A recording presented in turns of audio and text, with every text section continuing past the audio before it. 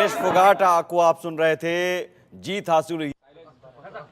देखिए, सबसे पहले तो मैं जो नेशनल कॉन्फ्रेंस और कांग्रेस की क़यादत है, लीडरशिप है, उनको मुबारकबाद देना चाहती हूँ। उनकी बड़ी शानदार कामयाबी हुई और उसके साथ साथ जम्मू कश्मीर के लोगों को भी मुबारकबाद देना चाहती हूँ कि उन्होंने एक स्टेबल गवर्नमेंट के लिए वोट डाला।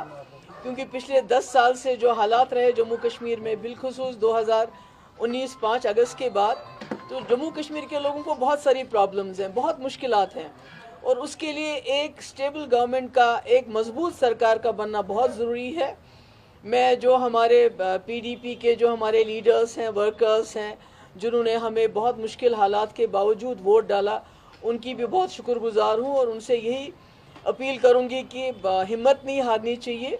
उतार चढ़ाव आते रहते हैं और मुझे इस बात की खुशी है कि जिस तरह से लोगों ने वोट किया एक स्टेबल गवर्नमेंट के लिए, तो जो इसमें गड़बड़ करने का कोई चांस नहीं अब। क्योंकि लगता था कि अगर मैंडेट कुछ मिक्स्ड होगा, अगर एक तरफा मैंडेट नहीं होगा, तो फिर उसमें बहुत सी शरारतें हो सकती थी, बहुत सारी उथल पुथल हो सकती थी और कहीं ना कहीं यहाँ के जो लोगों ने मैंडेट दिया है उसको डिफीट करने की बात हो सकती थी। इसलिए I congratulate all of them, specially people of Jammu and Kashmir, जिन्होंने बहुत जो है सोच समझ के एक स्टेबल गवर्नमेंट के लिए वोट दिया है।